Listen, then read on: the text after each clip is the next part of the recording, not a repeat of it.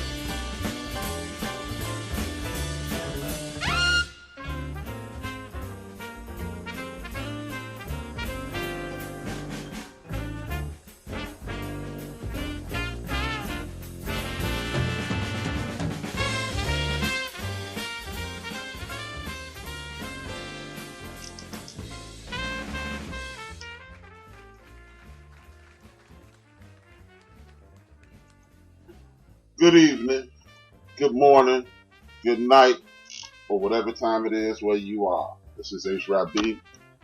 This is Build and Destroy from Build for This Network. I am here to lay a few things out the way I see it. And, we can share, like the brother Bob Dick Gregory just did. It's always something interesting. It's always something thought-provoking. You can always look it up and do the research on your own. I want to thank you guys for tuning in. It means a lot to me that you've taken time out your day to do so. So I may as well give you something worth hearing. We live in strange times, people. And when you live in strange times, you have to take heed to everything around you that's going on.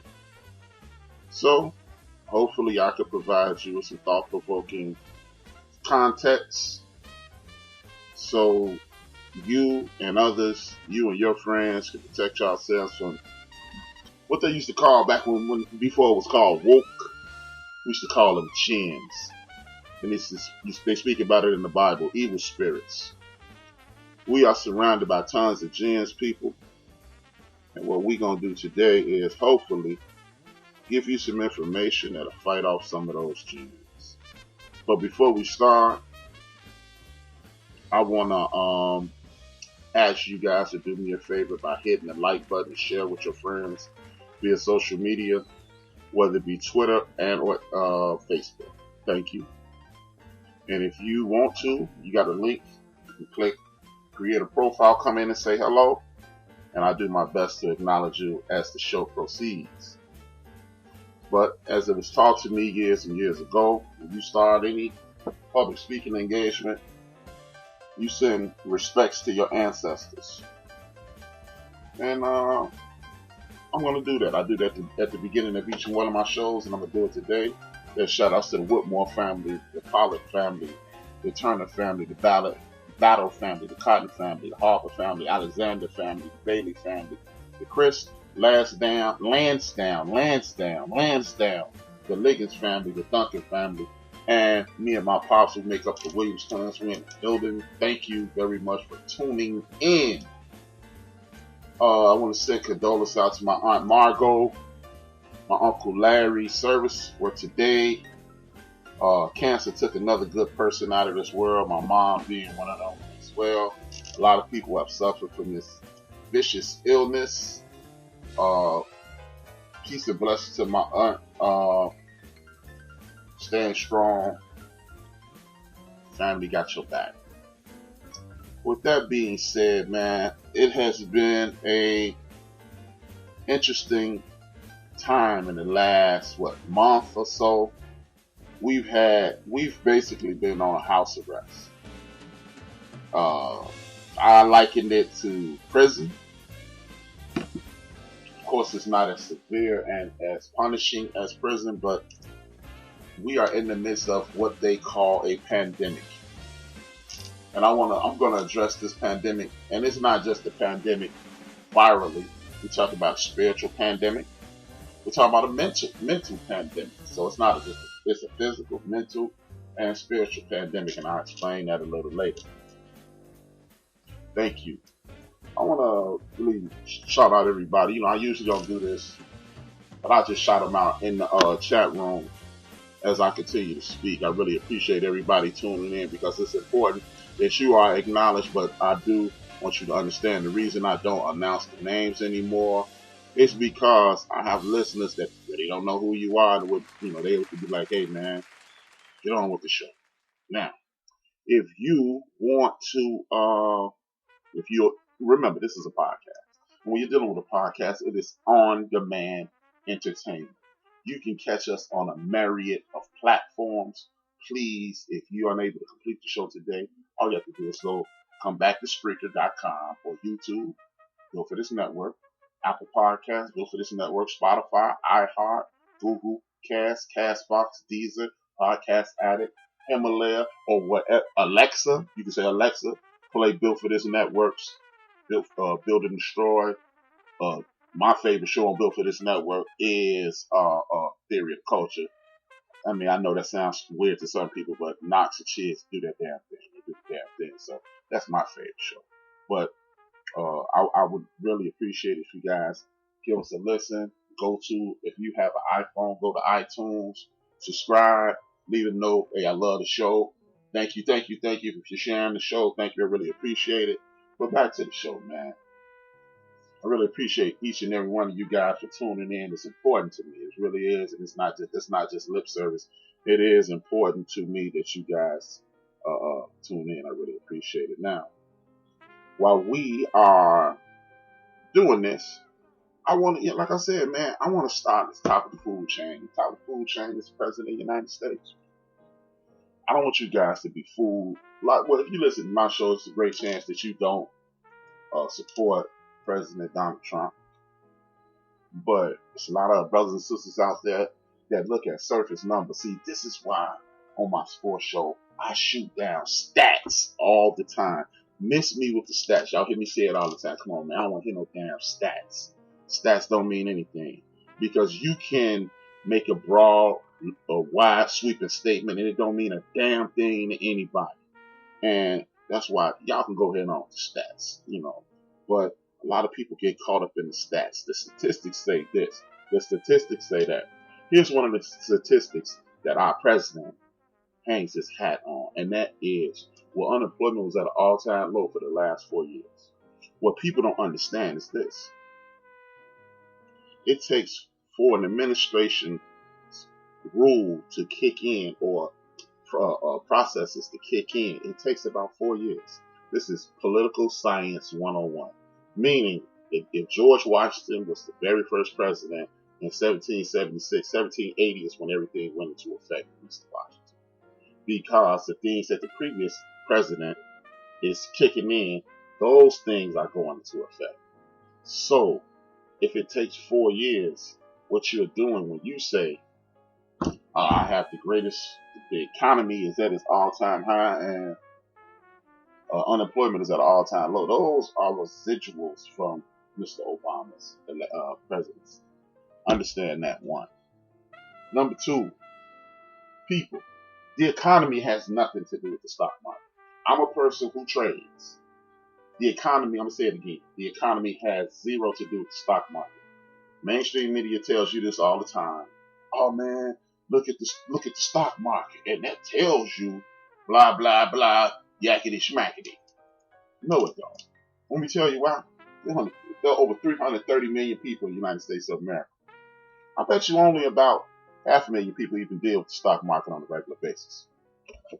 So how is the stock market tied into the economy? It's not. But it's just something that the average working guy, when you think stockbroker, you think rich guy, you think a guy with some money, you think economics, and you think the country's doing well.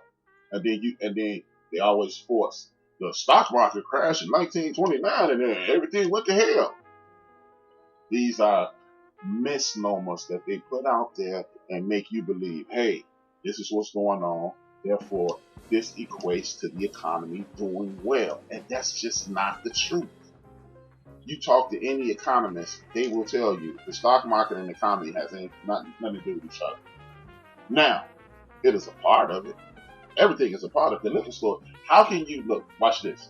This is how you debunk all this BS that is being thrown at you on a regular basis.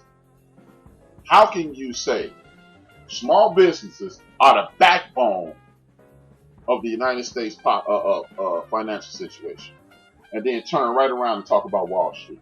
There's no such thing as a small business on Wall Street. How are you a publicly held liquor store? No, don't work that way, people.